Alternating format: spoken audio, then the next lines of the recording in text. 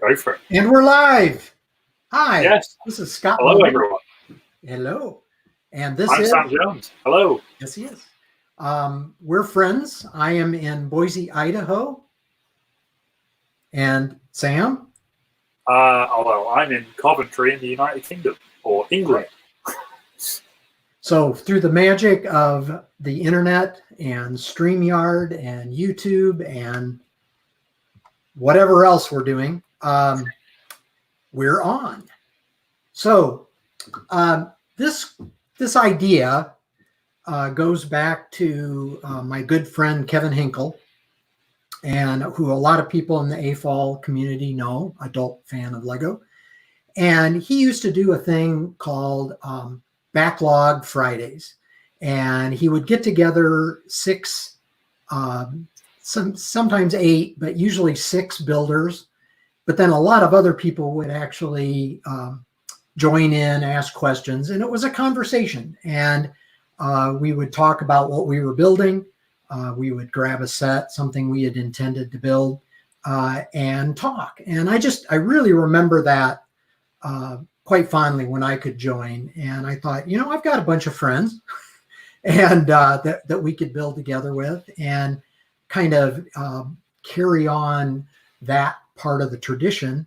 And I thought, what best to start that with but my good friend, Sam Jones. And he is my co-conspirator when we did the Museum of Flight, Saturn V. And Yes. That event, we spent a week in Seattle together and we actually stayed friends. It's always a good thing. But also, Sam and I work together on Motorsports. And Sam does timing with TSL. And of course, me being an ex-timing person, I have a lot of sympathies towards the timing folks. Plus, he's kind of my built-in tech person. So he, if I had any issues, because I was doing a lot of the communications in race control, and so I'm using their software all the time. And so he would come help me and fix my problems. And then I could send him running down pit lanes and all sorts of fun things that we would do together. And so then he just decided he wanted to spend a little time in the US and said, hey, could I help you with the STEM moonshot? Because it was right after one of our races. And we actually drove from Portland up to Seattle. So he joined us, and it's been a story ever since. And Sam came to visit me in February. We had a great time and showed him all about Idaho. And so anyway, that's us. That's what this is going to be. I'm hoping this will be the first of a few. For this one, I'm thinking we're just going to have the two of us building. As I do more of these, I hope to have a kind of a special guest for each episode. And who knows, maybe I can get Kevin Hinkle on so that he can kind of talk about it. Plus, he knows all the dirt on Lego. That's for sure. So anyway, so today, luckily, I have a new set. That if you follow me on Facebook, you've probably seen that somebody who has a beard now and is in England sent this to me. And so I got this to build today. So let's, got to find the right one. So I am doing the Fiat, and I really do like the Creator Expert series. It's much different than the Technic builds. In fact, on YouTube, there was a question, would I rather have the Mustang or the newer Technic RSR? And of course, that's like, which of my children do I love better? It really depends on what you like. The nice thing about the Creator series is they're a little smaller usually than the Technic. They have the smoother lines, the solid builds. Again, if you like that kind of building, they are smaller, so they fit in people's collections a little better, or displays. Whereas Technic usually is going to be the supercars, the race cars. the Bugattis, the Lamborghini will be coming out soon. Those types of vehicles and Formula One cars, all that kind of stuff. So it's just a different way to build. So, Sam, what are you going to be building? I am building the Lego Creator Expert, the Harley Davidson Fat Boy. I've been looking at this one for a while. And when I say a while, quite a long time. In fact, since probably I was editing your Mustang video that you did. But I've been sat there looking at it going, do I? And it's, I at the beginning of April, I went, do you know what? I'm going to get it. And it arrived first out of the couple of sets that I did get. And that's the one I'm going to build today. Unlike Scott, I've pre-prepared my brick. I've separated it out into bags and various bits and resisted the urge to literally not touch it for most of the day. So good restraint. Yeah. Just while we're on, Scott, we've got a couple of people here to say hello to. Tom from World Challenge, Starter Tom. Oh, Tom Hansing? Yes, indeed. Or Sidoti. Yeah, Tom Hansing. Oh, good. Hi, Tom. So hi, Tom. My cousin Luke is watching the stream as well. So hi, Luke. Hi, Luke. And Alanite as well. Someone who's been watching some of your videos as well, Scott, is cool. Is watching live. So hello, everybody. And for those of you who have not messaged us yet or in the live chat, hello to you too. I did want to, in getting ready for this, one of the things that happens with any of the branded kits, so Fiat, Porsche, Harley Davidson, Lamborghini, McLaren, all of these branded builds, they tend to do a life-size version. And so here I'm showing you the life-size version of the Fiat, which it's fun. I'm not sure this made it out because when the Fiat came out, we were just getting into COVID. And so I'm not sure this got as much press as some of the other full size, but the neat thing about it is you could get inside and take a picture. So this is the side where you could actually get into it. Then they had a, sorry for the clumsy picture inserting, but this is what it looks like from the other side. So, and of course, here they are with a bunch of the Fiats. But then I discovered, I knew there was out there, I didn't see it, but they did build a life-size Harley too. This picture is a little better. It shows you a real one. Oh, nice. Look at that. And the build on it. So, it's kind of fun that they did that. That I got to admit that the back end shot of that Harley looks amazing. It's just definitely a fat boy. It's bigger than life if you look at it. Yeah, it is. It's a little bigger than the actual one you had there side by side, but yes, looks amazing. Okay, let's start building. Well, we'll wait for you to open yours first, Scott. I mean, you've got the full package there. Yeah. You can just go ahead, and now we just build.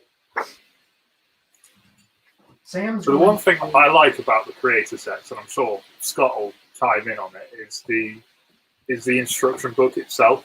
It's not just of how do you build it. It's got detailed history.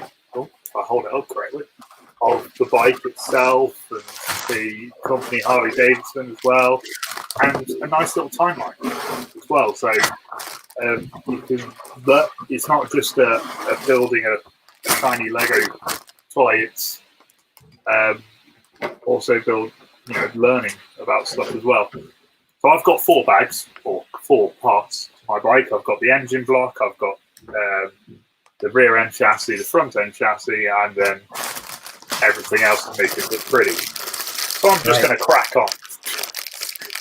Another thing, the Creator Series will have more printed brick. So like if you think about the Mustang had quite a bit of printed brick that was unique to it. But then they also use stickers. So, like here, we do have a sticker set.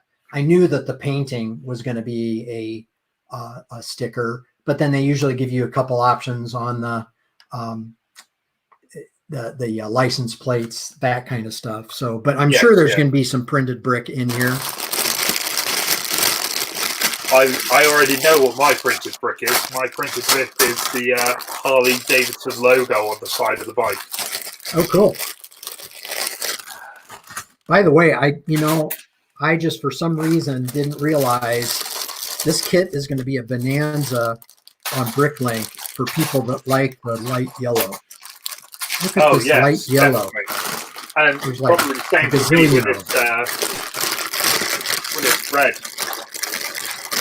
Or maroon brown, or whatever you like to call it. Is it dark red? Yeah. Yeah. Be careful. Dark red brakes. I'm very careful won't admit about it, but it does. I've had many dark brown. I love it. Their book is even small. The instructions. Just like the real thing.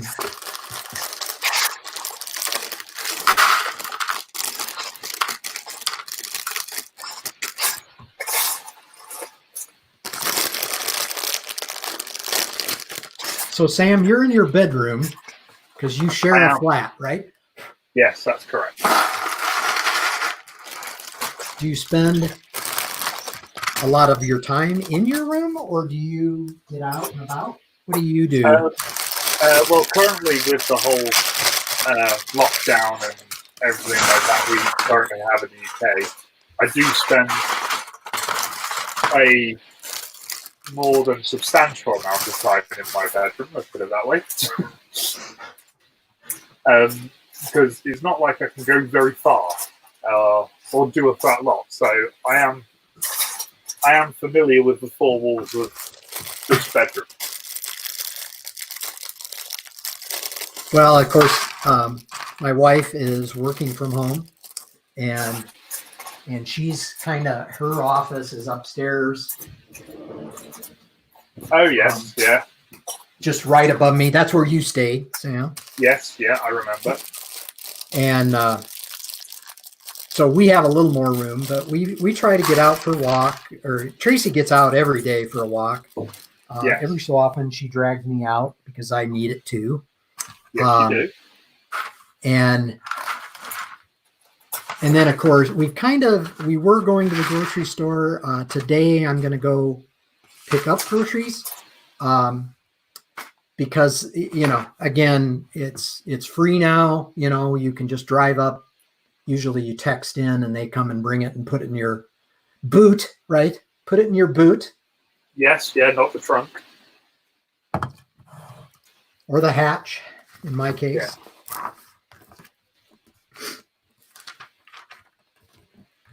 It's funny. Fiat being a very iconic brand and how they really never did very well in the United States until more recently.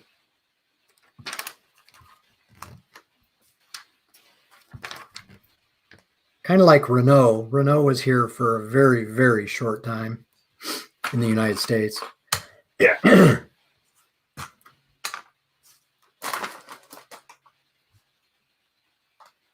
fact, I think we had Mini longer than we had Renault. Wow. Well, when I was over there, we did see a few Minis. I think I pointed that out several times. I was like, you've got more Minis here than I normally see driving around in the UK. Well, one of the it's not ironic because Boise is high desert. So it's very dry. You have to get used to that. And it's very dry, we don't get that much moisture. In fact, we'll probably have 3 or 4 months with no rain whatsoever. In the valley, Treasure Valley,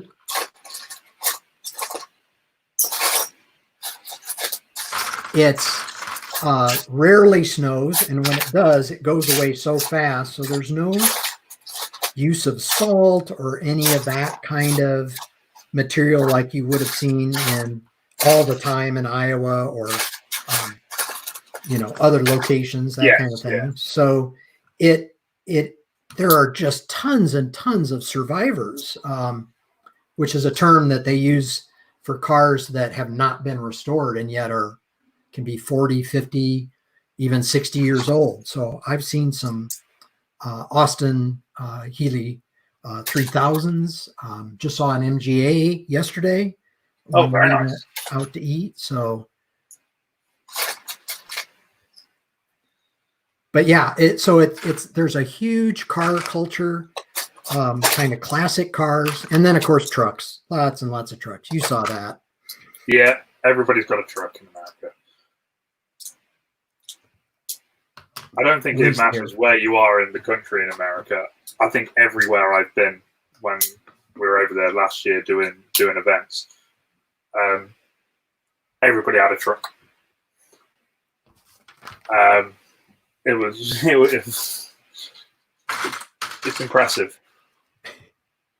And the ones here are always jacked up, so they're they're a bit tall. Just a bit big. When I'm out driving my Porsche, my window is at their step that goes into their cab, not even at the bottom of the door. It's barely at the bottom of that. So I see Luke is wondering who the hell I am. Well, yes. So let's put it this way, Luke. Scott is a friend of mine. Who I've known for a while, but I think our friendship really took off last year, let's say. We work together when I do my job flying around the world, working in motorsport. Scott works in race control, and he basically makes sure things run correctly. And smoothly. That is the key important bit. So yeah, me and Scott have worked together for quite a number of time, quite a while. And I think one of our memorable moments from last year was when you sent me running down the pit lane at COTA. Yes. Wasn't it, Scott? Because we needed the transponder in the pace car. For those of you who are British, pace car is the safety car. Yes, safety car. I know. But yes, and you wanted to go out on track fairly quickly with it, so you could time a lap and then get your delta time for your full course yellow speed and all that sort of thing. And well, the problem with that is timing of scoring race control is the very end of the pit lane or the very beginning when you drive in. Very beginning, right? Yeah. The pace car all the way down the other end of the pit lane. And the thing you need to remember about the Circuit of the Americas down in Texas is the fact that it sort of goes uphill a little bit, but it's also about a 400-meter pit lane. It's huge. And there's teams and fuel and tires and cars and people and rigs and everything else also in this pit lane at the time. Bear in mind, I didn't run in the active pit lane. I ran in what would be the walking way. And as I did that, I did say to Scott, don't take any pictures of me or anything like that. And as I was running past teams were saying, "Oh, let's get the stopwatch out and time you." I was going, "No, I'm just running down this pit lane to get this transponder on." And got back to race control shortly afterwards, and Scott says, "We followed you on all the cameras on the CCTV on the pit lane." Because we can. We followed you. We watched. We laughed, and I think Sarah will remember this. And Sarah Evans has just joined. So hi, Sarah. Hi, Sarah. Sarah will remember the fact that I got back into the timing room at COTA, and I just collapsed on the floor. I just lay on the floor and said, "Just give me 5-10 minutes. I'm just going to chill out here. That is a long pit lane."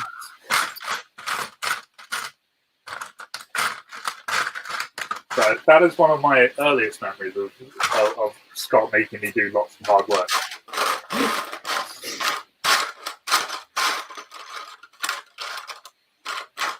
Yeah, at COTA, timing is one floor above us in race control, and because it needs to be close to the Finish data center. The data center is right next to race control with our computer room, basically. Of course, being a Formula One track, it's got all the bells and whistles. And even though I think that was probably on a Thursday, the test day. Yes, it was, yeah. We did not have all the cameras that would be for television, but COTA's got a really incredible closed circuit TV system that it really works really well for us. So between that and the other, believe it or not, I can't find the part. It's probably there. You know, I've had that so many times already. I'm sat here and I'm thinking maybe I shouldn't have got my backs out and prearranged it. I think it's backfiring for me already. Luckily, I have a lot of my own. So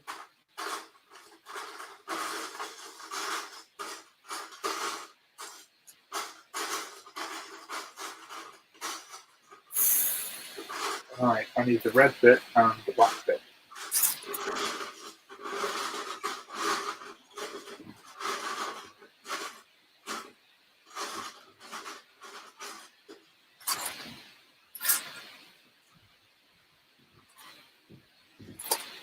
yeah, and at race events, we tend to spend a fair amount of time, or I tend to spend a lot of time. I call the TSL folks my peeps, because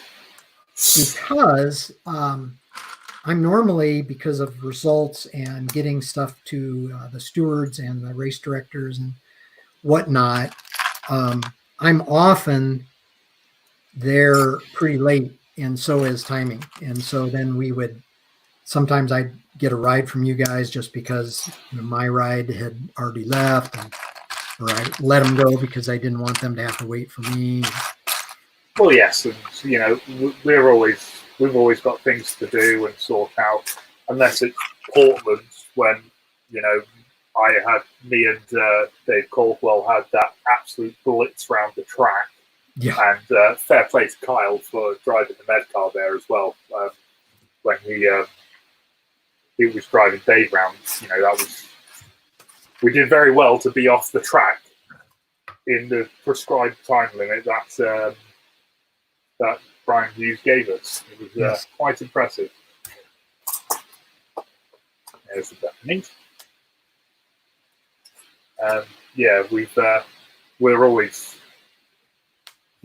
race control and timing and scoring people are normally there at the circuit till quite late. And I know Sarah will vouch for this. We've had many late nights at an event, but I wouldn't say any of it was bad. It's all worth it at the end of the day. The events run smoothly, all goes to plan. Can't argue with it. Oh, now I'm missing a bit. it is funny every so often. there's this vehicle out on course, and I haven't figured out what vehicle you guys have yet. And then all of a sudden you pipe up on the radio. It's me, it's me. Me, don't panic. Race control does not like vehicles on course that we don't know about. That gets us pretty freaked out. Yeah. Understandable.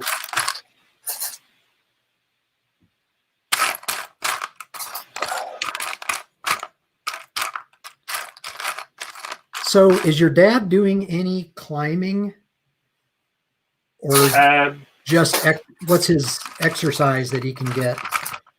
Well, at the moment he's doing all manner of things. He's doing bike rides. He's doing walks. He does this thing called paddle boarding as well. Oh, sure. It's like a long surfboard. He stands up, he paddles down a river or something like that. He keeps insisting that he's going to take me and make me have a go, but we haven't got around to it yet. I just saw a comment from Tom. Tom very rightly points out that the start and finish stands are a quarter mile apart at COTA, and we do the white flag 1 lap left at the basically the start stand, and then he's got to run down to do the finish.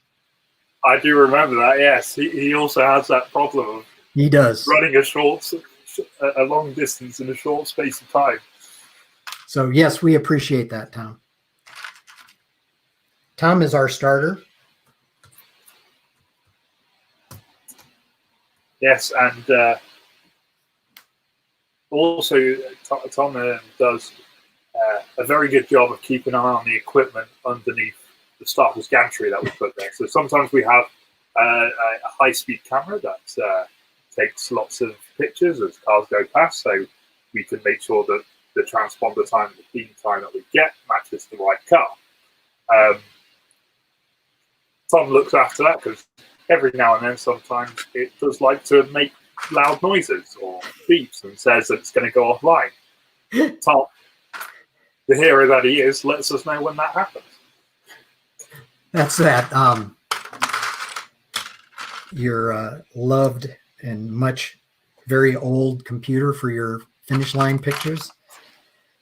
Yeah, it's had a bit of an update over the winter. Good. It's not an update that's going to make it not old anymore, but nonetheless, I hope it's better than it was. Obviously, we haven't had many races this year. Trying to remember, was it Lime Rock? I think it was. I think it was Lime Rock where Julie Hall is one of our pit lane officials. No, VIR. VIR, right.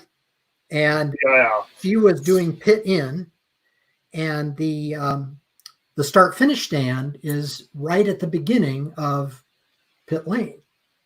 And the end is at pit out because it's on the same. It's the same loop as pit out. Right. Pit out. You're right. Yeah. And right in front of it. And she was tripping the light, so you got tons of photos of her legs going back and forth. Because Tom was being needy and wanted somebody to talk to him because he didn't have anybody else in the stand with him at that race. No, and to be fair, VIR, Tom is quite high up as well. There's just a few flights of stairs you've got to walk up to visit Tom up there. So I had to call down to Julie to stop walking back and forth in front of the start finish. Only getting a lot of legs. Lots of legs. So how's your build coming along here, Scott? Good. So I'm still working on the chassis. Still on first one.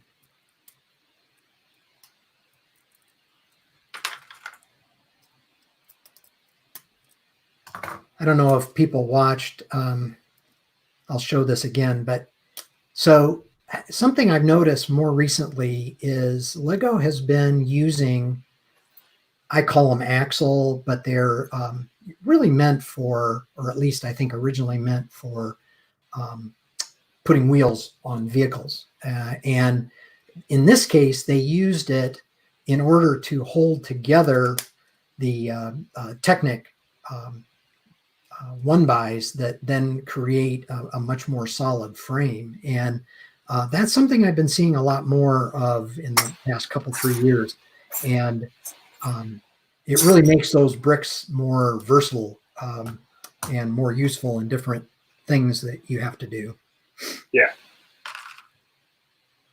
But I'm on to page 20 of my 154-page instruction book.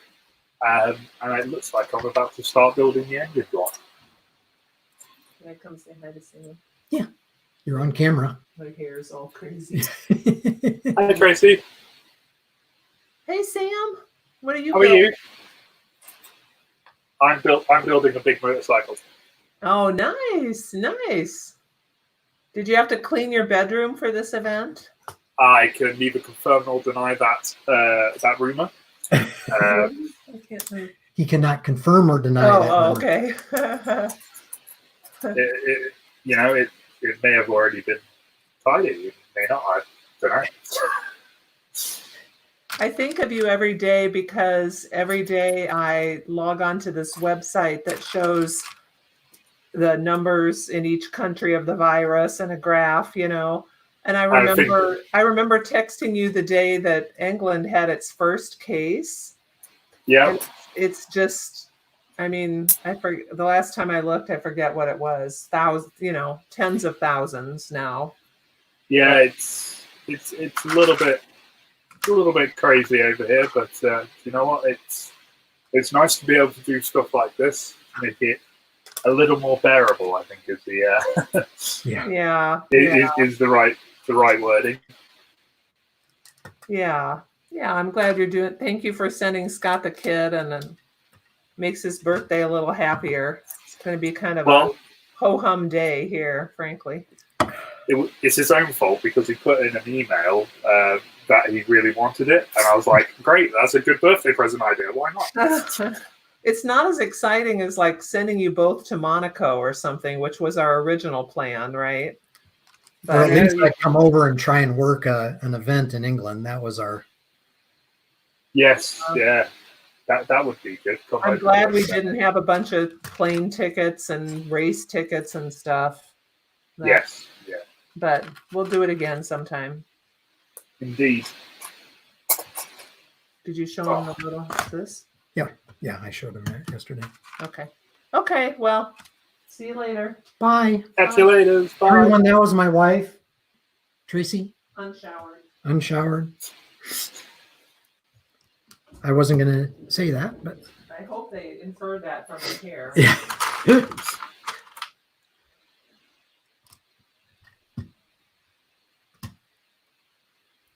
I guess I should change the banner.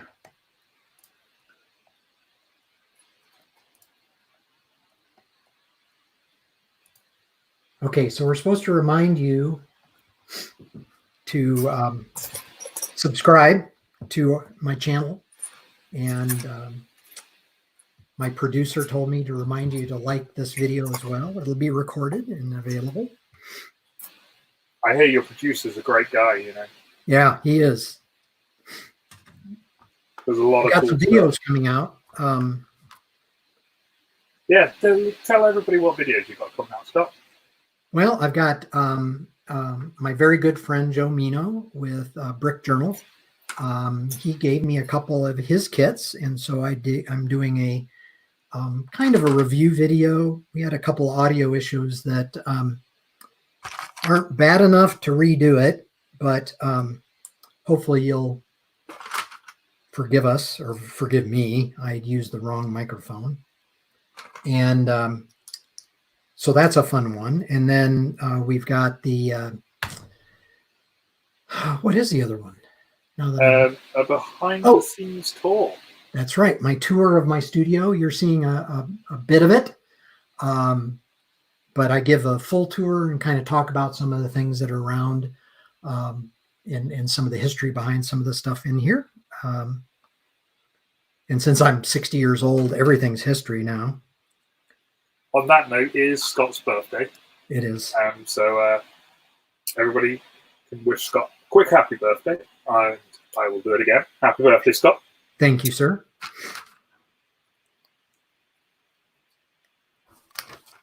And then there are a couple of build videos that took a little while for me to review. And then I had some notes for my producer and he very quickly added a few things. And one's the Micro Saturn V. I guess I'll plug that right now. So this is the Micro Saturn V with the anniversary base. I'm down to 9 of these, and I am not going to restock those. So that is a very limited edition. And then I've got the Saturn V, which quite a few people on this thread have one that I see that are there. So this is available on my Etsy store as well. And so just ideaBRICKworks and the moon landing, kind of my tribute to the moon landing. Again, that's limited edition. Once it's done, no more of those either. So I have behind me, I do have a collection of Scott's wares. I have also got the Saturn V with the limited edition base. I also have Scott's tribute to the moon landing. I also have a little astronaut, because little astronauts are really cool. And that's at the scale of my big Saturn V. It is indeed. 12. I also have a micro space shuttle. Now, Scott has a little fun story about these. That if you ever see him at a convention or anything like that, obviously this is a Lego convention we're talking now, and you've got something you've designed and built yourself, Scott will leave you a little one of these by your build if he likes it. So it's my own little personal reward. Yes. Design award. And usually I don't reveal it's me. There are some people out there that know it's me. So they'll usually clue people in once they say, where the heck did this come from? This year I did at Bricks Cascade in Portland. I did give out the full shuttle. Normally I leave the just the small version. But then this year I decided to award a best of show, so I did the whole thing, and it was a space station like you would not believe. In fact, we had a long conversation because I've kind of had in my head that I might try to build the International Space Station in the scale of the Saturn V. I may have come to a more reasonable conclusion on that would just be a step too far, but it was a concept. And so he had to support a huge amount of weight. And what he did is he did a Technic truss that was all made out of Technic, but that wouldn't have supported the weight. So what he did is he made a plexiglass internal square tube that went through the hole. It was really an awesome way to support it. So anyway, he got the full shuttle.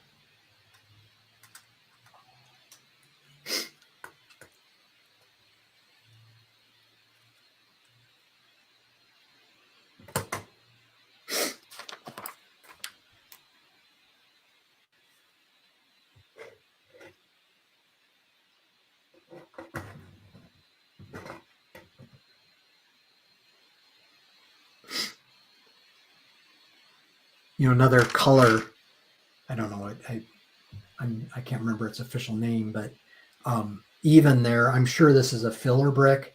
It'll be hidden. But even this is a unusual color.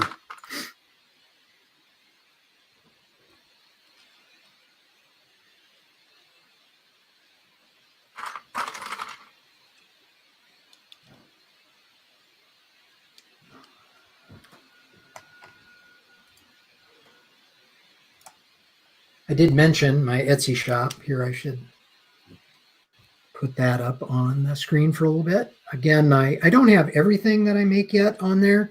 Much of it is very centric to Idaho at this point, so it doesn't have as much of an international appeal. I've started putting more of that content just because my normal outlets, a couple of very, very good stores here in Boise, carry my kits and are normally really, really good customers. And they have a lot of my kits or sell a lot of my kits, but they're closed right now. And one of them's gone online and would sell my stuff. But again, that's taking a bit to get that going for her. You've got, I remember from when I was there, so you have got a very, if you will, very loyal group of sellers. Yep. And very nice. And, yeah, they're lovely people.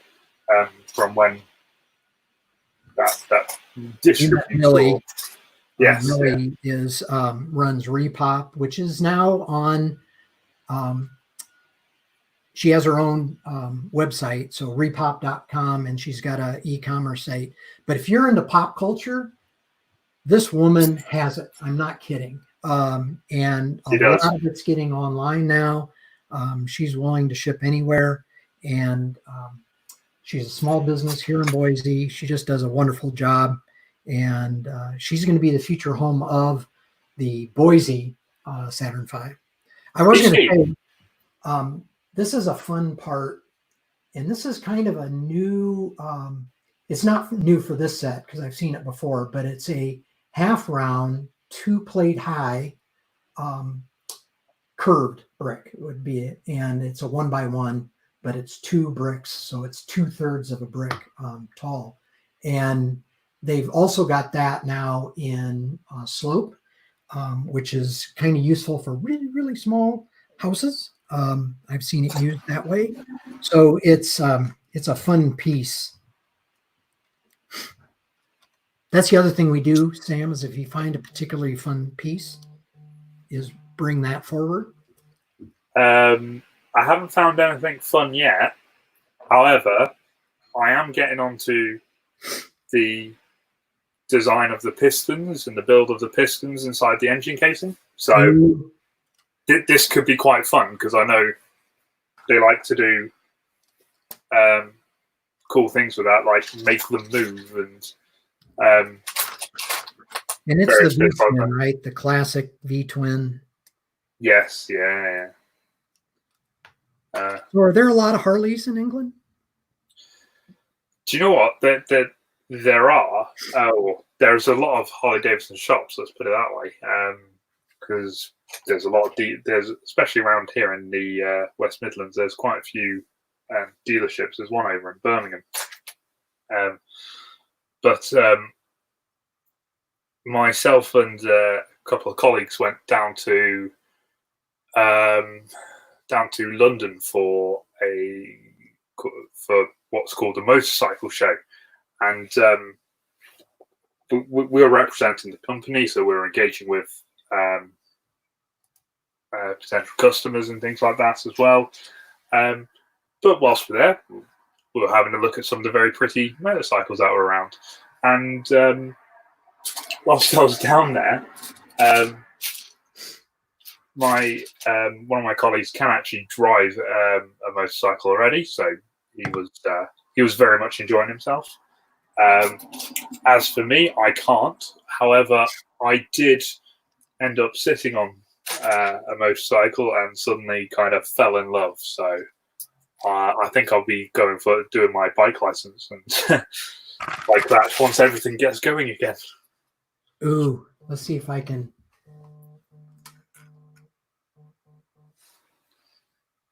Tom, did you just buy Micro Saturn 5? Well, he's put a be right back on the stream, so okay. It is potentially possible that he may have. I can't have. imagine anybody else is tomusac.@gmail.com. No, yeah, that's fair. Here, I was gonna let me.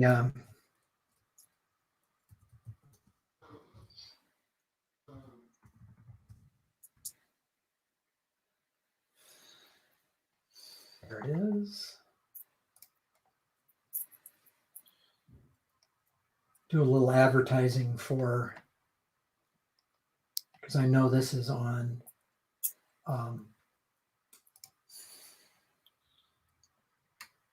Sam's wish list.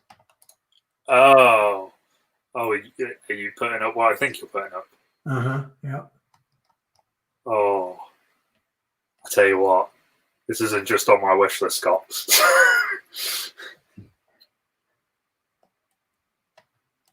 I think the actual the proper definition should be this is the wish list at the moment.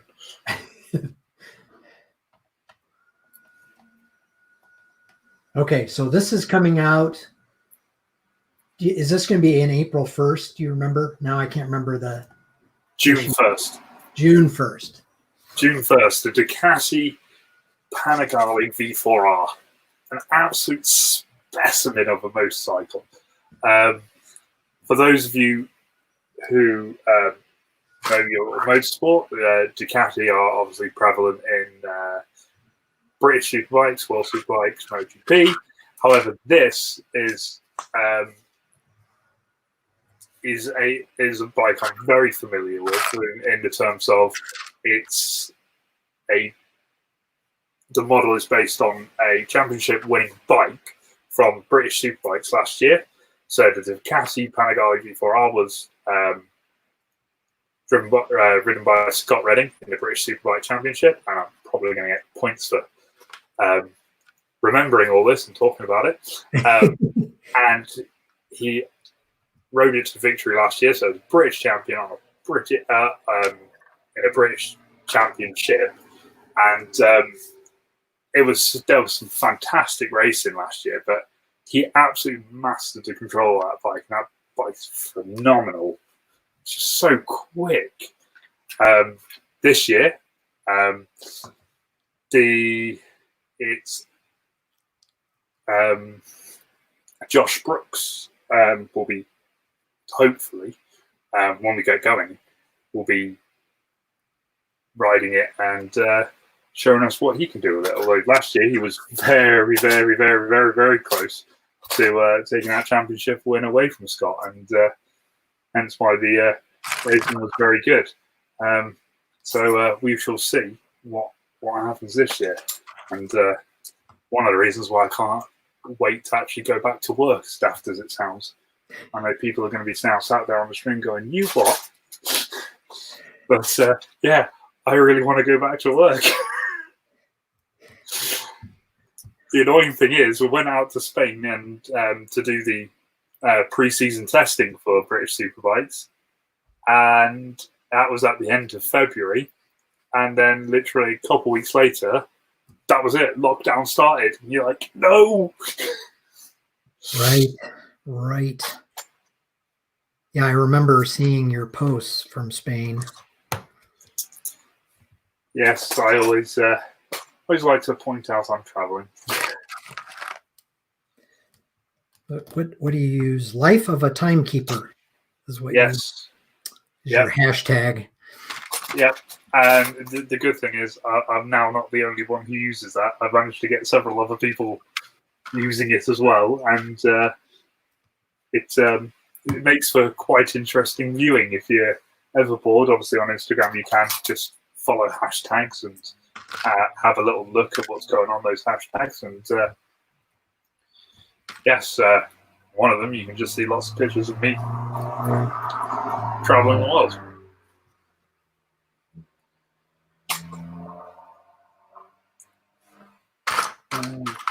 G stubs.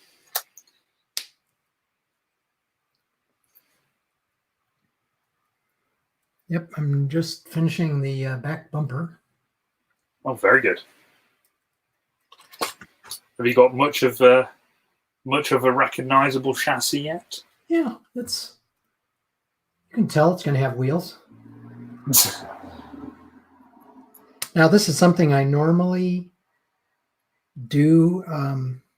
You know what? I'm going to do it since I normally, the minute I have the axles, I put the wheels on it. So, and Lego always does it absolutely last, and it drives me batty because I like having it on its wheels.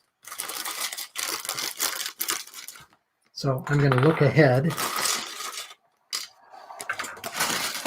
to see how to finish the wheels. Remember page 33.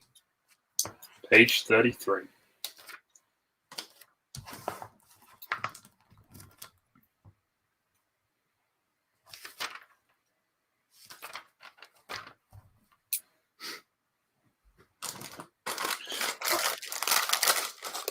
So my engine block's starting to come together. As you can see, the pistons are a bit floppy at the moment. That's it. Right. They just hang down. But yeah. Huh. And there are two of them. Yes, yeah. So once you build build the attractive picture there. once you build the casing around it, it will be obviously a lot better.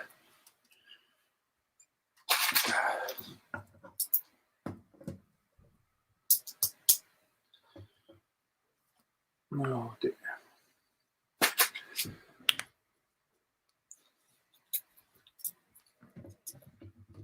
So, for those of you who are first-time viewers to some of Scott's work, I'm going to do a shameless plug now for Scott. Okay. I'll let you. He's very much focused on trying to get young people interested in the STEM or STEAM subjects. So that's science, technology, engineering and maths, and the A in STEAM is arts. So Scott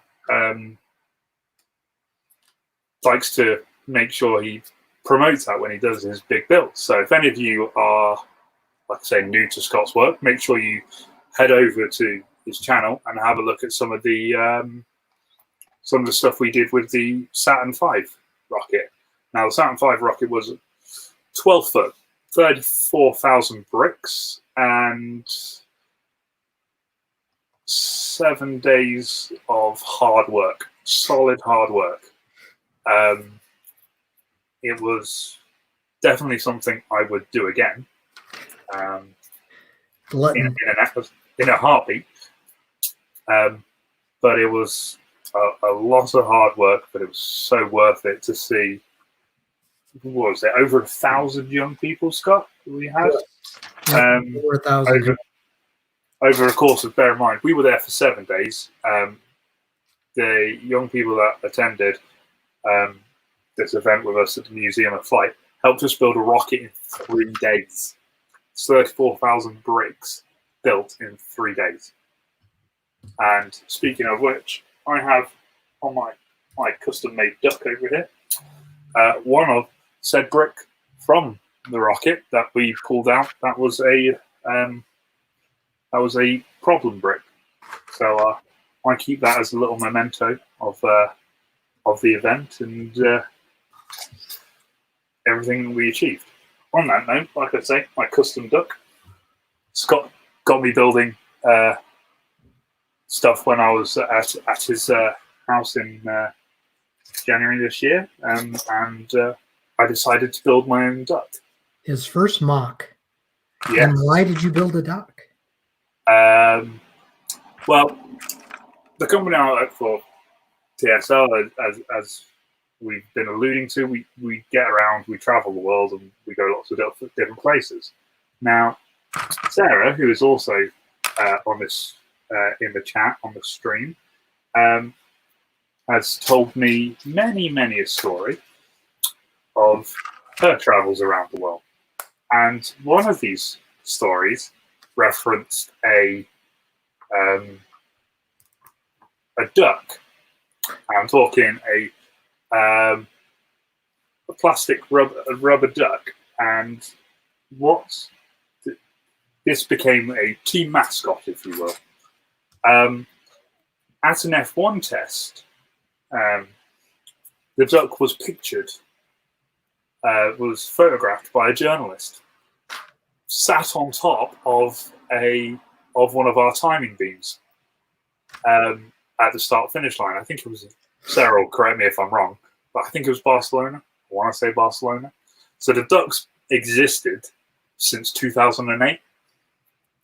So bear in mind, that's good 12 years. The duck that's always by her station? Yes, that's correct. That is that duck. So I think it must have been the beginning of 2019. Me and Sarah were chatting about things we wanted to do, and we decided to make the duck the company mascot. At which point, the duck goes everywhere. The duck is often seen in America. He's often seen at British Superbike events. He's often seen all over the world. So it was only natural that he gets a Lego brother or sister. I can't really tell.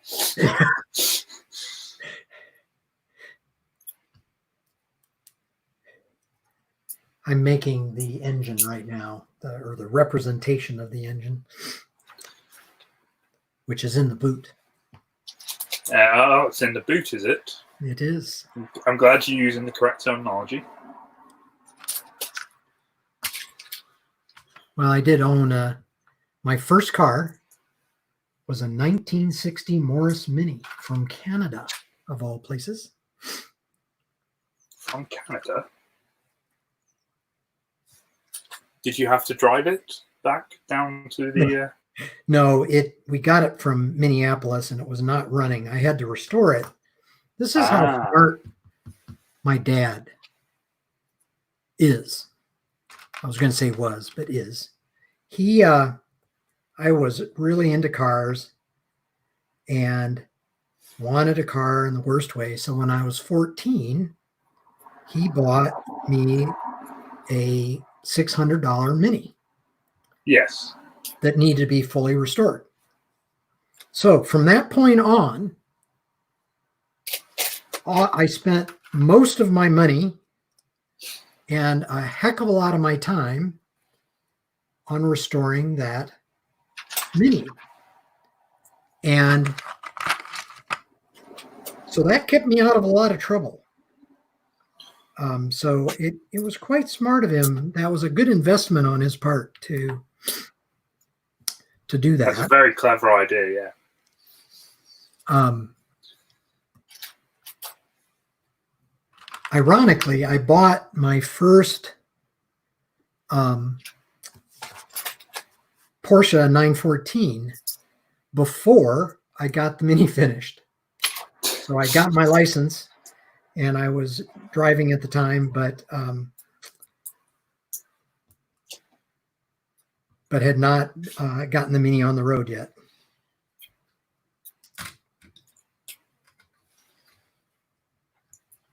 So my first car, and if you're talking about, let's put it this way, a car that I could actually drive was a VW Passat, or a Volkswagen Passat, 2-litre saloon car, as you would say. Would you say sedan? I don't know. But yes, it was a very nice car, and well, I say it's a very nice car. It was a very old car, but it got me around from racetrack to racetrack. That's the important thing to understand.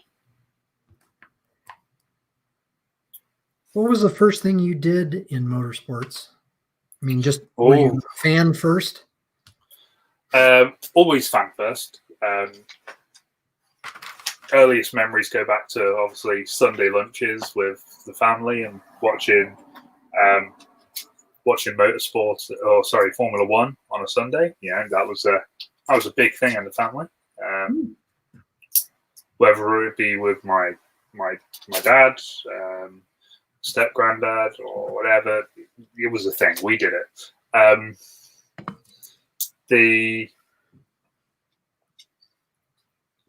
Then when I was in the Royal Air Force, a friend of mine invited me down to the kart club on station one day and said, come do some karting with us, come help us set some stuff up and do some work. And I was like, cool, yeah. And then he went on to tell me that they got the team entered into the championship, the Armed Forces Championship. So I was like, oh, cool, right, okay. And he goes, do you want to come along and join us? I said, yeah, but I won't drive. And he goes, why not? I said, all right, do you really want to have this conversation? Because as well as I do, I'm not a good racer. So I didn't race, but I was I quickly became sort of a team organizer / team manager, if you will. And from there, after a couple of years of running with the team, I ended up joining the championship as one of their organizers. And then the championship decided they were getting a little bit bigger and they wanted to have their own staff for things. So that's their own clerk of the course, their own scrutineers, their own timing and scoring, or timekeepers like myself. So I said, okay, I'll quite happily be a timekeeper because, one of the key important facts about being a timekeeper is warm and dry. Warm and dry is very important. Although I know exactly what Sarah is going to say is that doesn't always apply to every circumstance. No, or when things go bad. Yeah. Sarah will definitely back me up on this and say there have been times where we are not always warm and dry, and that is mainly in a D-rig when we are packing up to go home. Well, that too. Yes, that's true. That's always the worst thing ever. So I decided to be a timekeeper from that point on, and TSL took me under their wing as such, and from there I did quite a few events for them part-time, and now I'm working for them full-time, doing various bits, which is obviously, as you know, Scott, how I met you.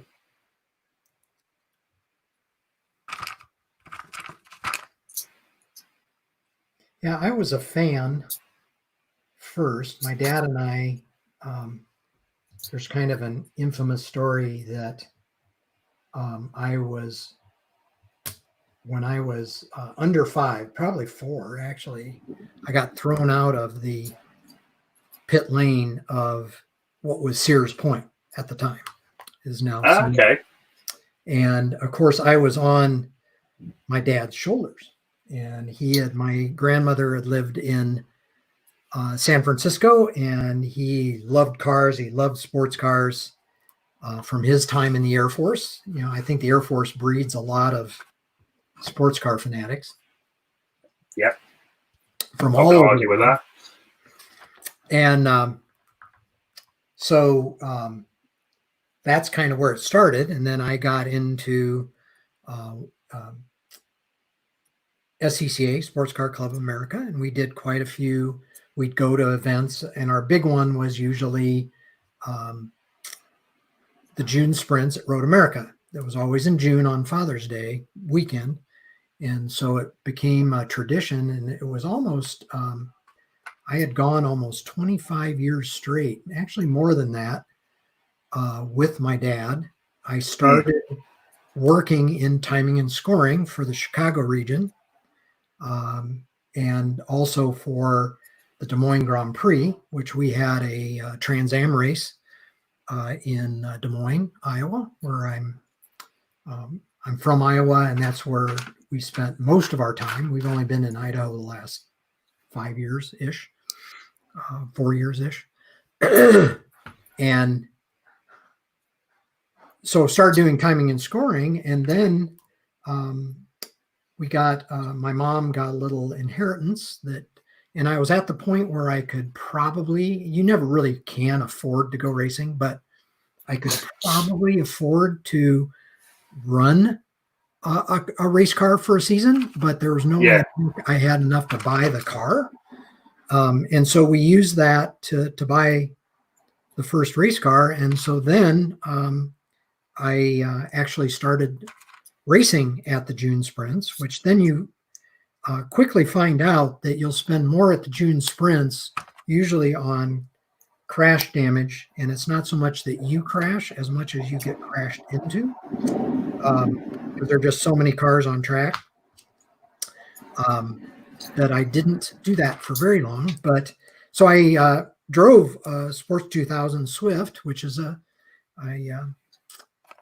the class originated more than 30 years ago in the United Kingdom, and I think it's still going in the UK.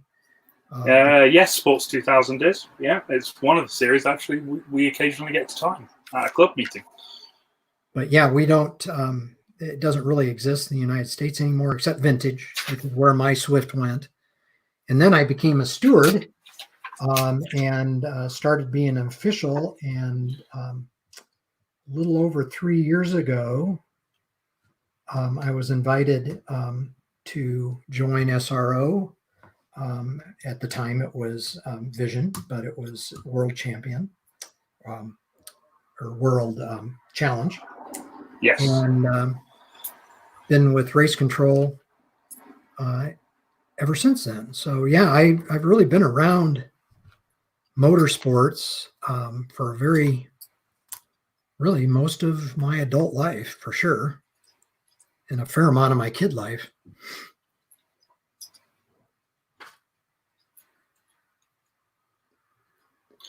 Right, now that I've corrected a small building issue on my part, I want to show you this engine block that I'm building.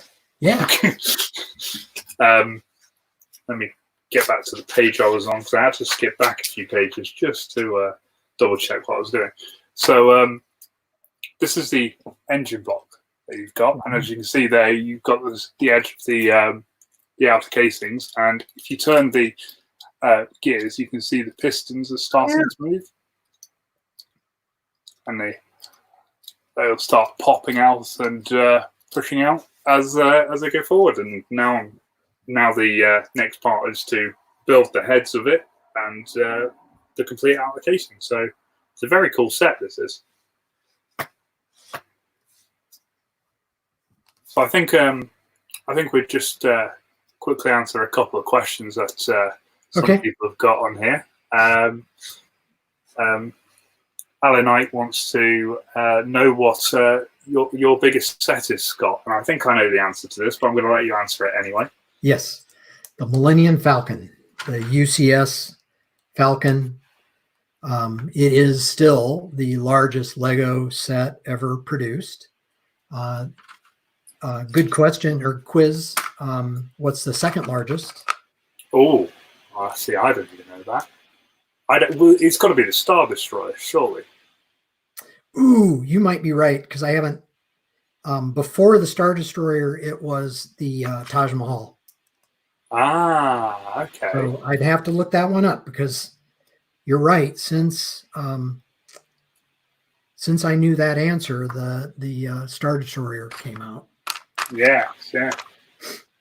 So my biggest set now, it's going to be a toss-up between the Harley Davidson here, or how many pieces was the space station? I should really know this, having spent so long, spent a load of time looking at videos for it. Quite a few. Space station. I saw Amaret, by the way. I'm sorry your folks won't buy you the Micro Saturn V.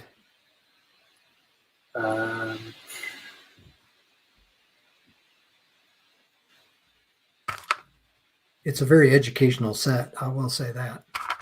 The space station, yeah, it's fantastic. In my Saturn V, but yes, the space station is really, it's a great. Your Lego Saturn V is amazing. Yeah. Okay.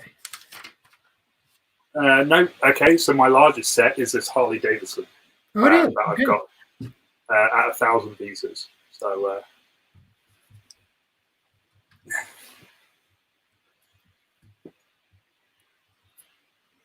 Just because I know what it is, but this is probably my second favorite. God, it's hard to get it in the whole camera shot. there you go. This is probably my second favorite Lego set of all time. Really only beat by the orange Porsche Technic model. But this one I really recommend. Every parent should get their child this set.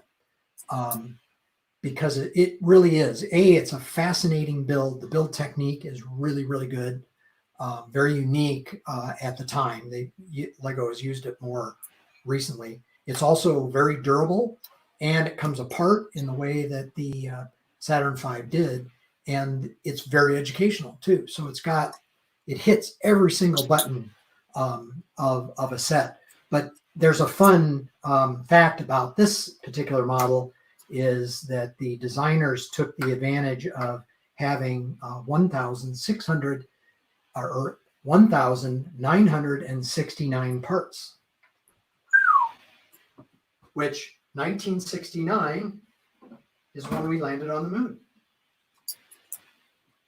It's a very, very, very clever little thing, that. Yep.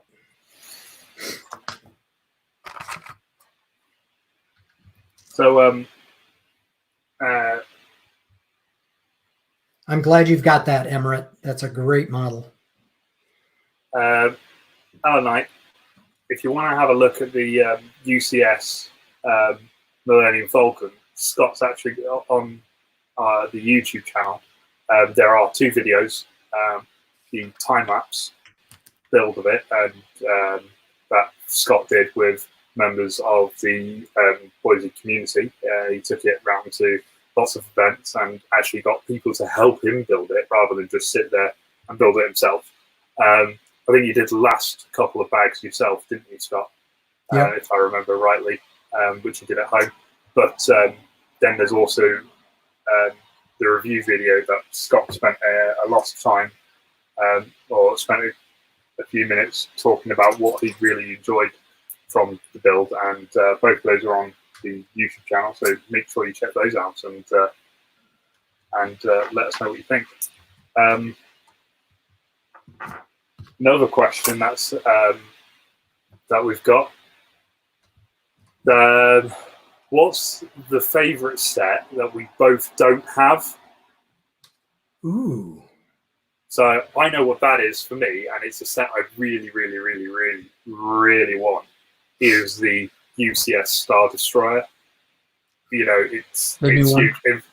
It's a it really is a toss up between that or the several years ago they had the Superstar Destroyer. And I've seen videos of people building that, but then I've seen a video of someone doing a slow motion drop on it as well, nose first into the ground and watching it splinter everywhere. I'm like, do you know what? It was something. It was something so nice, but at the same time, you sit there and go, "Oh, it's really such a shame that you've had to do that." Yeah, that's a tough one. I would say right now there was a Technic set, an early Technic set of the space shuttle. And they did not make, I'm not sure they made very many of them. Right now, they're very expensive on the secondary market, as you might expect, because they didn't make very many of them. And people that have them aren't going to sell them if they aren't going to make a bunch of money. So that's probably one I wish I had gotten but that's several years ago. Luckily, I can buy most sets, although you talked about that. I put this on in an email that I wanted it, but also that because of COVID, I'm being much more strategic on my purchases, and so I was not going to buy this set. So that's so thank you, Sam, for getting this for me, just because then I'm not losing out. It's a fun little build. I'm having the nice thing about Creator is it will use one wide stud wide to make the fenders and the body and that kind of stuff. So you can see I'm working on one of the driver's side rear quarter panel right now. Stop it.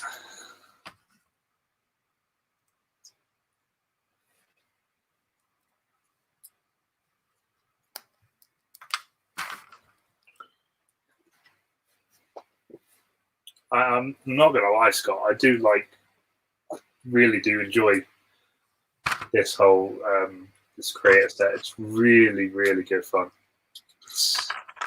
Well, you know, and again, I've built quite a few. There's obviously the review. You can see the Mustang. Here, we'll do a little Lego advertising. And for those of you who are wondering when you can see the full view of Scott's studio, 1st of May, make sure you subscribe, get the notification bell on as well, and you'll be notified then when it's out, and you can get to see all of Scott's amazing models. So this is the Mini, and I mentioned that I had a 1960 Morris Mini. I painted it red, and I put a Danish flag on top. And that's because my car had a Danish flag on top. But this is one of the creators. And the nice thing about creators is it does give you, you know, in this case, you could take the top off, all that kind of stuff. I had to do a little bit of redesign because not every part on the Mini was made in the in red. And these fender guards were actually in green on the Lego version. But a real classic aftermarket was to put the wider wheels with Mini Light wheels. These aren't quite like a Mini Light, but I'm sure it's as close as Lego could get. And then you'd have black fender extenders on a Mini. So I thought it looked pretty fun. A fun little thing is that the door handle is a skate for a minifig. I love how they use things for different. So that's a good one. This one's awesome. The Ferrari F40s. This one has all sorts of things that work on it. The doors. This one's an awesome build. I'm pretty sure this one's retired now. Mini might be retired too.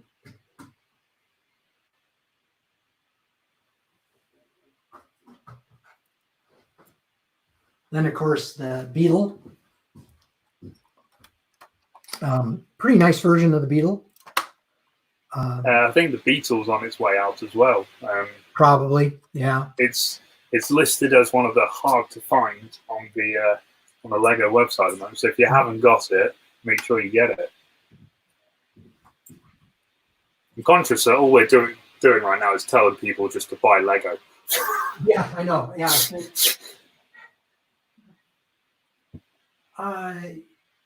Now I can't remember where my DB9 is, the Bond car.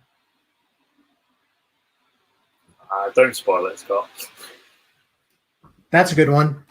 And then, of course, the bus, the VW bus. Yes, yeah.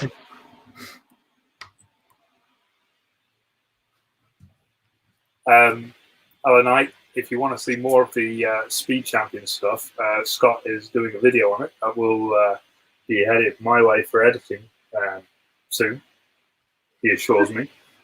Here's a neat technique. I just wanted to show. This is something I've seen Lego do.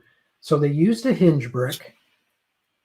Let's see if I'll use the orange brick separator. They used a hinge brick, and that allowed them to make an angle, then a connection and just enough rotation on a 1x1, which normally drives me crazy as a designer, that you can not put 1x1s in the right place. So, but in this case, it allowed them to taper that back in. So that's a really fun detail and something that Lego can do in the creator line much, much easier.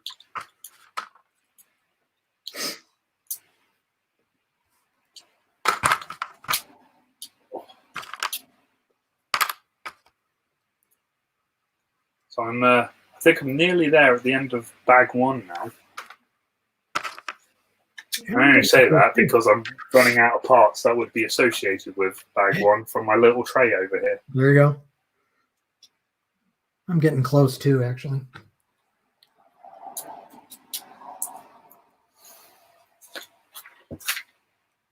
I'm at the end of bag 1. What's concerning though is, okay, yes, I see. As I was going to say, is what's concerning now is I believe I have parts left over. Well, you'll always have almost any 1x1.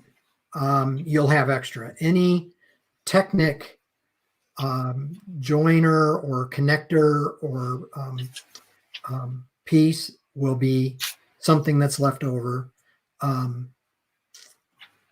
That's pretty normal. What you want to look for is anything that's bigger than a 1x1. Yeah, that's what I'm seeing here. But we'll sort it out. We'll sort it out. That's where you go back and look where you may have missed that particular part. And that happens to me because I think I know what I'm doing, so I rush ahead a little too much, and then, well, I don't know everything. You know, a lot of people ask, I build a lot of my own stuff, although frankly, I don't do as many mocks anymore because I'm always doing a commission or a kit concept or getting something ready to sell, which is, when you kind of have your hobby is your business as well. And frankly, this is the only part of my business still going, my engineering work, and of course, Motorsports is shut down. And so this is really my only income now, is through what I sell on Etsy and my commissions. This is a commission. I should plug this one. This is one I'm working on right now. It's for a van company, and we've agreed on the final prototype. So this is the final design, although it's got a lime green surfboard because they're much more available than any of the other colors. And we're right now working on the sticker that will go with that. So. Do you know what, Scott? If you made that into a nice, if you use the dark grey or the dark stone grey, as you and I both know it as, and maybe it's going to be maybe just the standard blue. You could make yourself a great TSL van out of it, I tell you. It sounds like something maybe TSL should hire me to do so that you can give these to kids and create a whole new generation of timekeepers. I'll tell you what, yeah. Why don't you talk to management about that? It's something fun as well, because I'm sure they'd love to have a set. And if any of the management are watching, drop me a message, I'll get on it.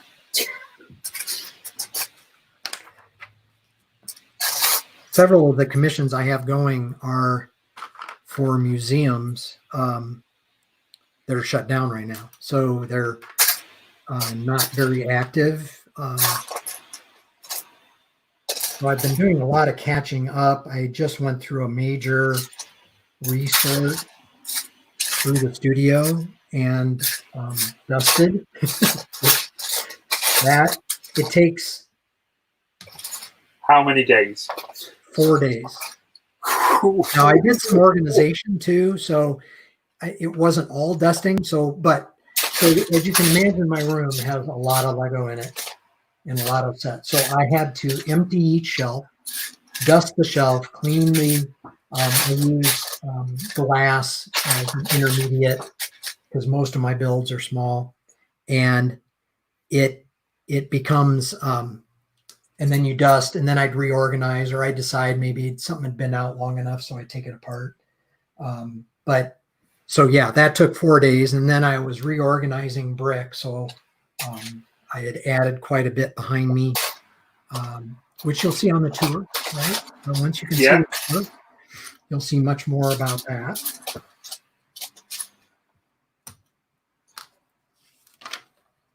So I'm thinking if we get a certain number of likes on this video, I might release the tour video early. Could be persuaded if it was the right number of likes, I suppose. There you go. Yeah. So if you want to see the tour, make sure this video gets. Let's be realistic here. We're at 2 likes at the moment, so let's go 10. If this video gets to 10 likes, we'll release the tour video a little bit later on today. And Tom says he's made his purchase.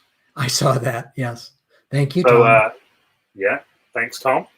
Scott's very happy, and I'm sure once we finish doing this video, he'll get right on it. Yes. It'll be in the mail. It'll be in the post soon. Alanite says that wants to know if I have a YouTube channel. No, I don't. I'm not really interesting enough on my own to have a YouTube channel. That's why I like to spend my time editing the videos and making people like Scott look really good. Although, to be honest, he does most of that himself. So I just make me look better. That's for sure. I just pop along every now and then and do stuff. But if you want to see me more in videos, then me and Scott have got there's a whole on our channel, or on Scott's channel, I should say. There is a whole playlist with just me and Scott, and there's even a video of the time we thought we were famous. I'm sure you'll remember that, Scott, when we were at the Lego store in Seattle. Yes, I do remember that. Someone got very excited and said, "You're Scott Bowman. That means you're Sam Jones." And we thought we were Lego famous for a few minutes. I saw him again, and now I can't remember. AJ, yeah. He was at Bricks Cascade, and I was commenting how he really made your and my day by recognizing us. Yeah, I tell you what, it'd been a long day at that stage, but to walk into the Lego store and be noticed, I was like, ooh. I was a little bit excited. Like, somebody knows my name. Now I can't find the piece I need. This is most upsetting. That's just not that I've had this experience, but sometimes look back at where that piece might have gotten used, and you might have used the wrong one.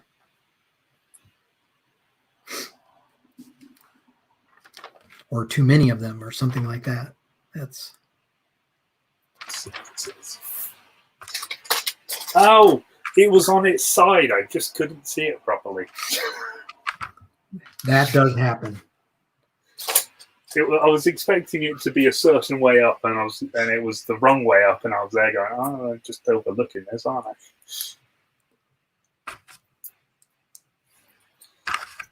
Oh, dear.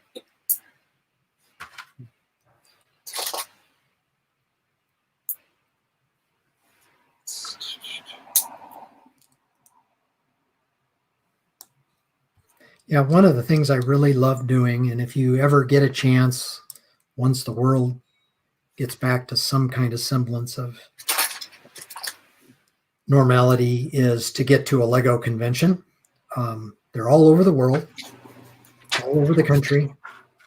And you'll see builders like myself that do just incredible things. And you can get ideas yourself and find LUGs, Lego user groups. Again, they're all over the world. And They are indeed.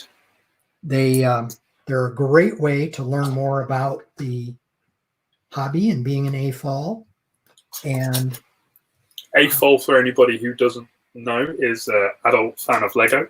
I was not aware of this. I was not aware of this term until I attended the event at Museum of Flight last year with yourself, Scott. where you became one. I did. Yeah. Officially inducted. But they're struggling. I mean, Brick Slopes, which was one I like to go to because it was the closest down in Salt Lake City. They had to cancel. I'm guessing Bricks by the Bay, BrickCon up in Ontario, I know got canceled. Brick World's in June in Chicago. I haven't heard yet, but I can't imagine they're going to be allowing big events. You know, Brick World gets 10,000 people a day. Bricks Cascade, I think we had 10,000 over 2 days, maybe 8,000. So, I mean, these are big events with anywhere. Bricks Cascade had almost 1,000 builders. They're huge. It was a huge turnout. Really talented folks too. Felt very privileged to have the Saturn V there. So why is with the Seattle-based Saturn V? I know it was only going to be in the Museum of Flight for a short period of time. So what's happening with that now? They told me that. Of course, I think that they're, like most museums, are shut down at this point. Yes. And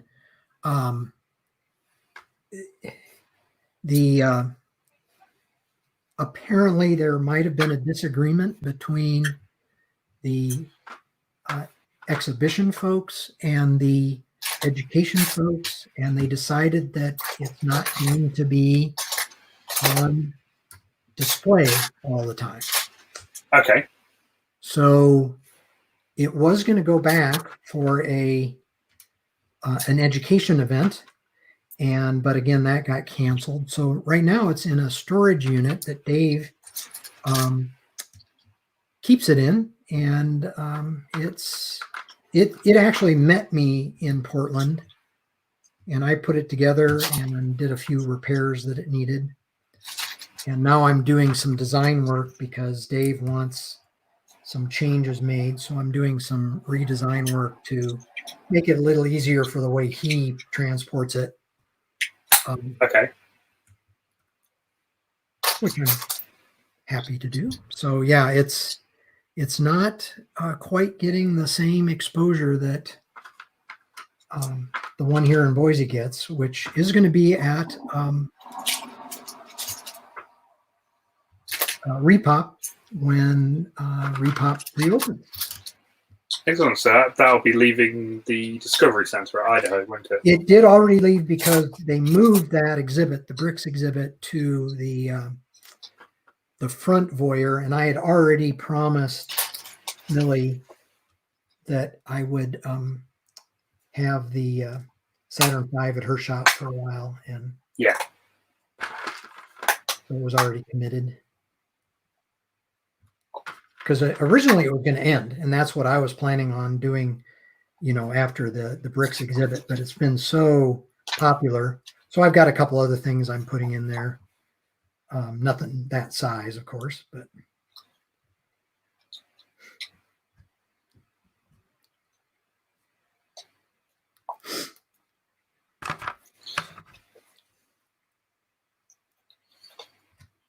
Come on. You meant to swing onto this wheel. Ah, there it goes. So I need a upgrade it.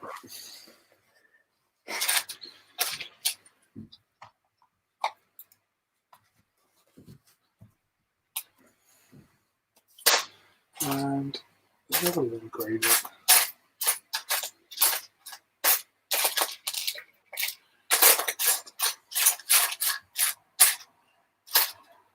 There it is.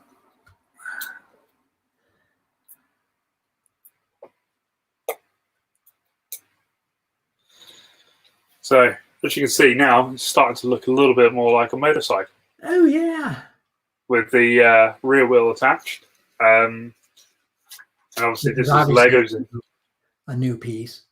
Yes, this is Lego's interpretation of the what's known as a Lake Star rim. 240 mil rear tire. And if you do end up buying this set, there is an entire page about the rim itself, which is why I know so much about it. You know what? I'm guessing we're down to 25 minutes, and I'm guessing we're not going to finish. So maybe what we should do is commit to each doing a review video after, and that way we can post this as kind of a after event. Yeah. Week. I just put the gear shift in. Here's the shifter. It actually can move around a little bit, not very much.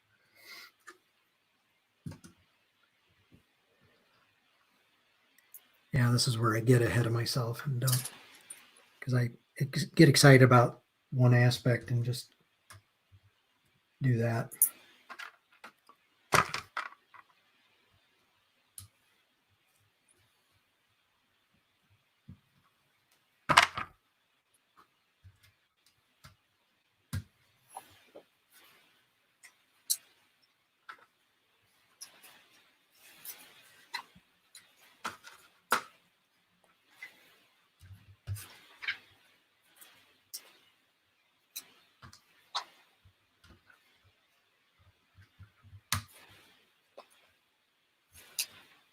Yep.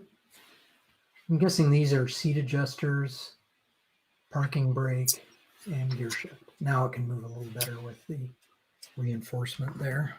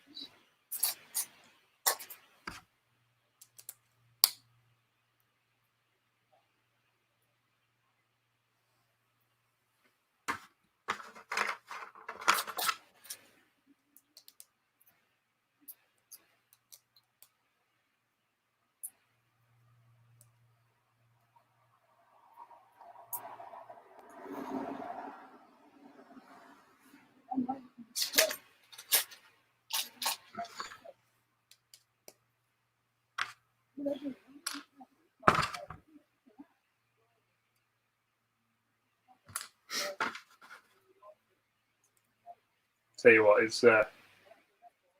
does get to a point where you do have to really pay attention to what you're doing at some of this, because I've got 3 parts that are identical, and you have to alternate which part goes which way round. Yeah. But you've still got to get it the right way around in the first place.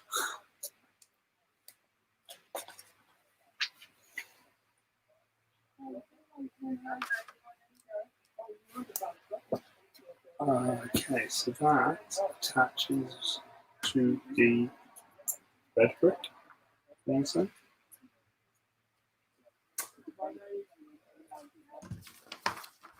Oh, bag one is done. So there we go. We got the chassis, some of the interior, most of the engine. I do like, it's got some fun detail they put into the engine, the oil cap, I'm sure. A couple things that they put on there. And it looks like my leftover parts are as they should be, all the smaller stuff. I think what may have happened in my respect is I may not have sorted it correctly. You know, but I have looked back and I'm like, well, those parts don't actually appear. So I definitely think I've not sorted things correctly.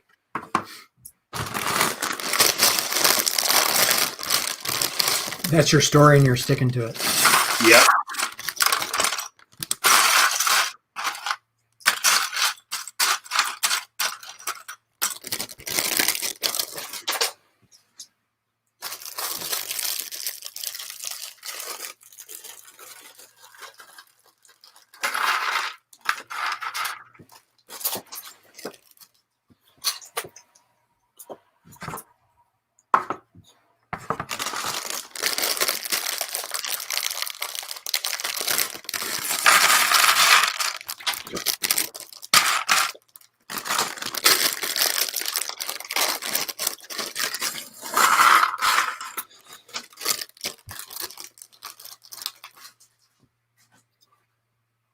So Sam, today, I think, again, because it is my birthday, and I'll cry if I want to,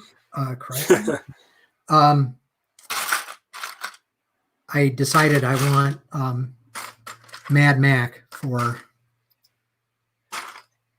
a meal. So we're going to go get, they do curbside, so we can just go and we'll eat it in the car, which is funny, except that, you know, when the food's warm, it's more fun to eat it. So we just sit in the car, eat, and talk, you know, and then tomorrow I want to go to Freddy's. Oh, see, you're just teasing me now. Mm-hmm. You teased me with Mad Max first. You too can come to Idaho and get a tour of all these wonderful places to eat. Speaking of Freddy's, I'm out of fry sauce. Oh no! I'm out, man. Were you showing people what fry sauce was? Were people aghast? Yeah, you know, it is a thing, and but no, I just eat it myself. You know, it's tasty. I'm now up to a very cool bit. This is the chain for the bike. I assembled it earlier. There are 43 pieces to this, and I am just going to take off a piece so you can. Hopefully, you can see what it looks like. So it looks like a little chain piece, like it's a little puzzle part, and effectively you just clip it onto the previous part, which ends up your chain like this. So I've now got to thread this around all the gears and motors and everything like that, and make this work. So stand by, because this might take a little while. Alright. So thread that out there.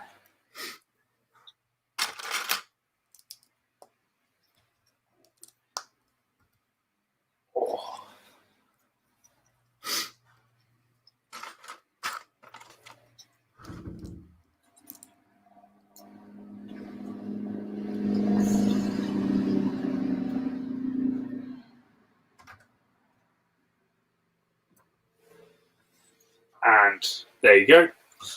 The chain is fitted on the bike. As you can sort of see there. It spins quite nicely. Oh, that's the hard bit done.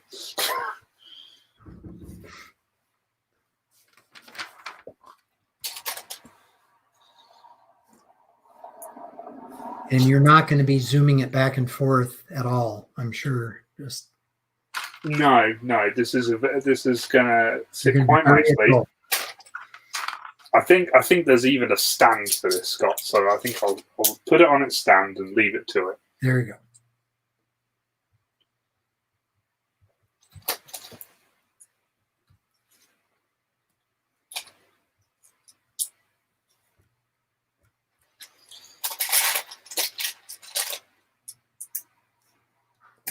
So how often do you have to go out and forage for supplies? In terms of Lego or food? Food. We're just doing a normal weekly sort of shop here. We're not being crazy about things or anything like that. We're just proceeding as normal.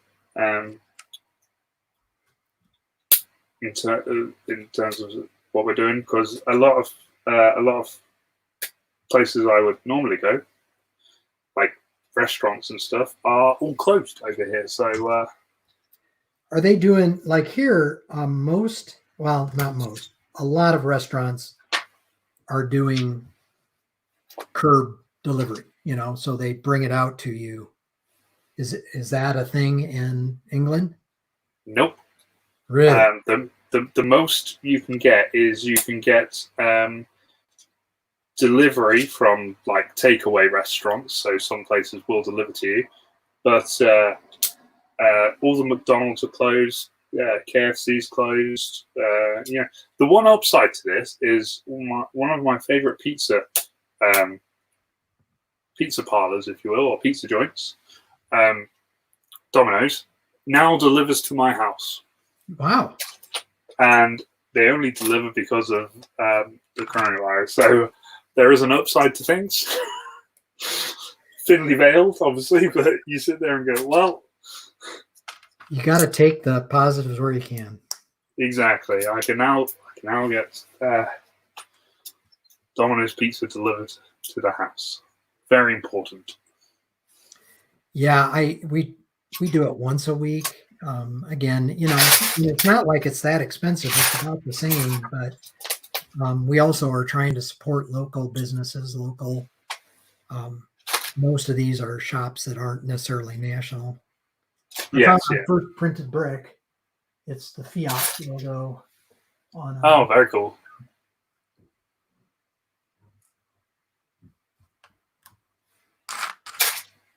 Tom, we will see you later. Thanks for joining us. Enjoy your yard work. I'm assuming that's a garden. Yes. Thanks, Tom. Hopefully we'll see you soon. Yes, very hopeful. I want to get back out to America. I miss it.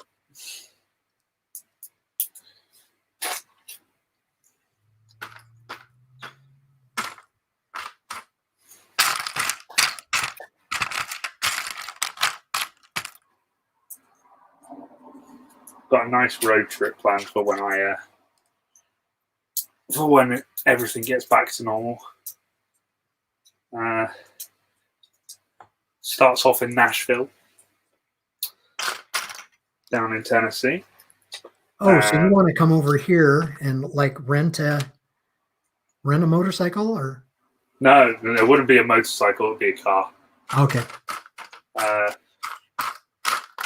Rent a car and basically drive from Nashville to you, which I know sounds crazy because it's like hours away. But it's a nice little thing to break up into a couple of days because I can stop off at some nice places like Pikes Peak. Yeah. See that on the way. But then it can end with me arriving in Idaho in true style. Maybe I could fly to wherever you start and we could do it. Yeah. Together. Dayton, Ohio is where the Air Force Museum is. Ah, okay. Which is awesome. Really incredible place. they're a little too fond of mannequins, but so some of the displays become a little bit creepy. I don't find mannequins don't add much. They're very popular in Turkey. And my son-in-law is from Turkey, but when I've been over there, it was some years ago, we'd go to museums and aircraft museums and other mechanized, and they just love their mannequins, and they all have super creepy expressions.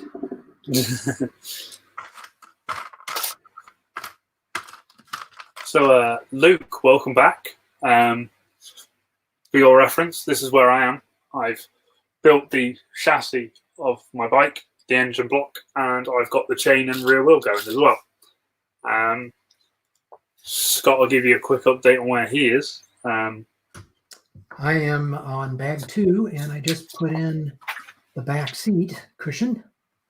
So, is it soft? Interesting.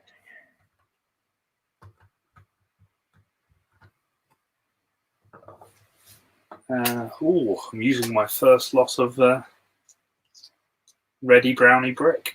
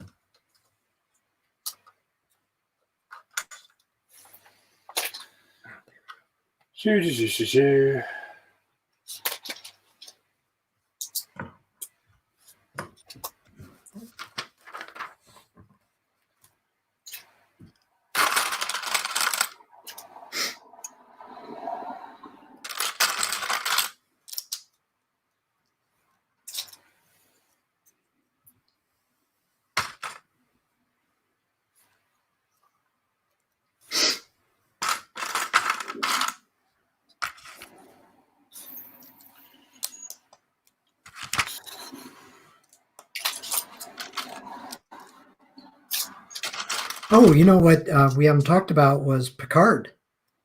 Ah, well, yes. I thought that was brilliant. I did too. I thoroughly enjoyed it. I'm really looking forward to season 2. It didn't give much away, which is something I liked. Yeah. No, I didn't.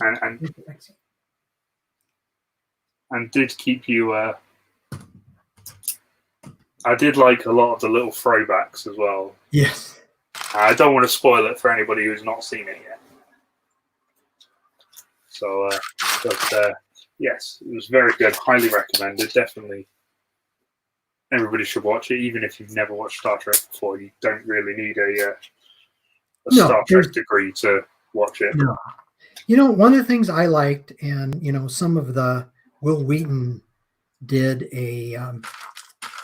Now I can't remember what he called it, but he did a kind of a special after the show, each episode kind of talk about. Yeah.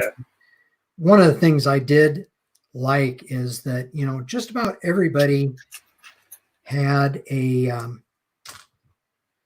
some kind of injury or some kind of problem that they had to work through, and not all of them were resolved, which I'm hoping is a good sign for season 2, you know, that they can, but you know, one's got a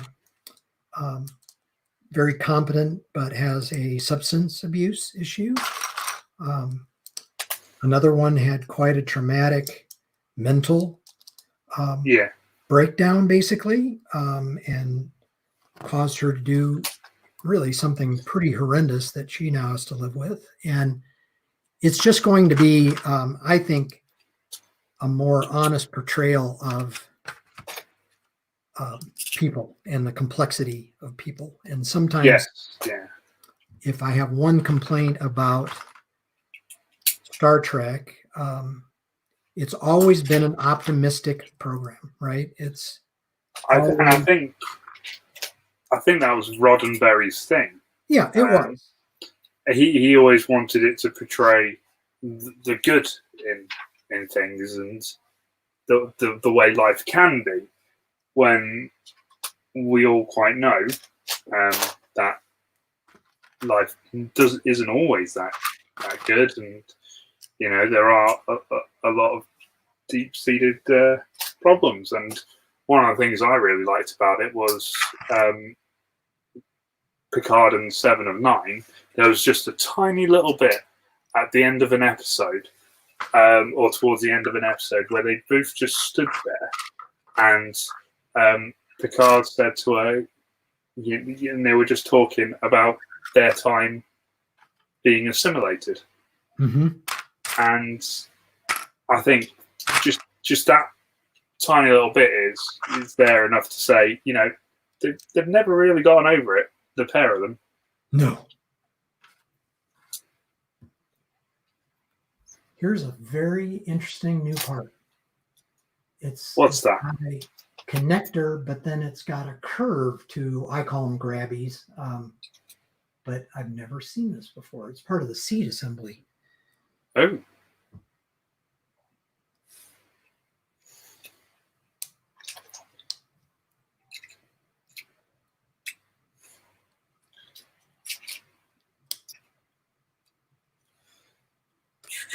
I'm looking forward to the new Discovery too. Now that they're have been propelled into the distant, far distant future. Yeah, they kind of had to do that because they couldn't exactly go anywhere too close. Obviously, conflict with timelines that have already effectively been written from a other series. So. But again, they've got characters that aren't fully, they're very complex characters. Yes.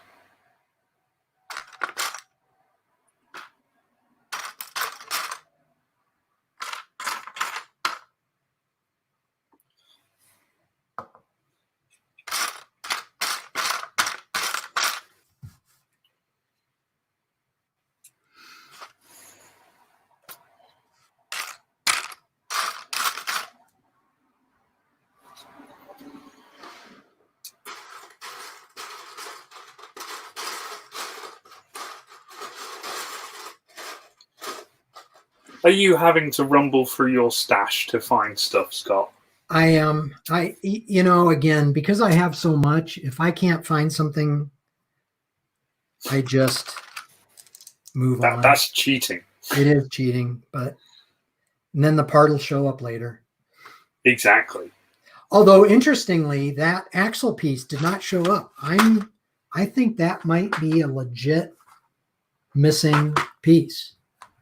Which, by the way, folks, if you ever do have a missing piece, and it does happen, you can go online, and Lego will very quickly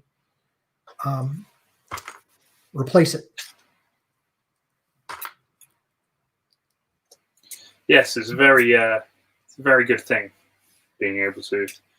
Yes, they're very good about that. They if you're in the United States, you'll talk to some very nice people in Enfield, Connecticut, where their customer service staff are, and it's a really fun place. I visited there 2 years ago after we had been at, I think it was between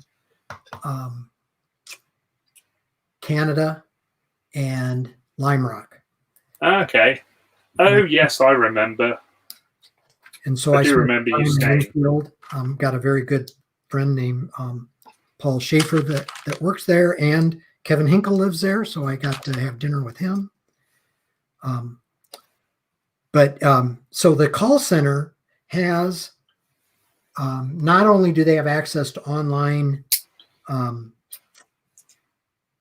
instruction manuals, they have every set that is currently available on lego.com or from Lego period. in this room that they can go and actually get the actual thing and take it back to the phone if they're trying to help somebody build something. And That's pretty cool. And so we were kind of touring through that because there were some sets I hadn't seen. And then as we were walking out, there was a guy standing there with a whole bunch of boxes. And he said, "Are you guys done?" And Paul was my tour guide. And he says, yep, we're all done. He says, "Well, yeah, it's time for me to set out a bunch of new sets." And I said, "Oh, I'll help." And he said, "No, that's why I couldn't put them out, because you were there." So so I almost got, I was also in the model shop, and they had just finished Danica Patrick when she was going to, well, she was retiring. So it was going to be her last NASCAR. And then did she run Indy that year? Am I remembering? She did, because I remember we watched it in the place that we were staying. Yes. At Lime Rock, and everybody was commenting how it was her last race, and I don't think she made it to the end. I think I think she encountered a slight issue. I think she got onto the wrong side of the white line, and ended up not doing so well. And they have, I love we have a couple of people, I'm not going to name them, that let's just say have no love for Danica. I see. I was going to skip over that. I'm not naming them. I'm not shaming them. Although every so often she does show up in race control. Yeah, it's interesting when she turns up. She's very emotionless. She is. You don't say a lot.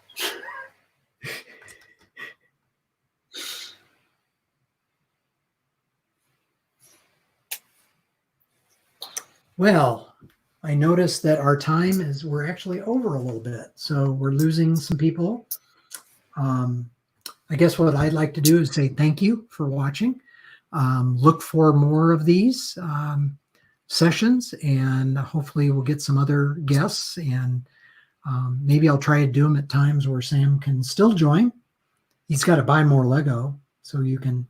Oh, there's more coming. There's more coming. So anyway, thank you. Please subscribe, please like, and we will see you in the next episode. Yeah. Bye, everyone.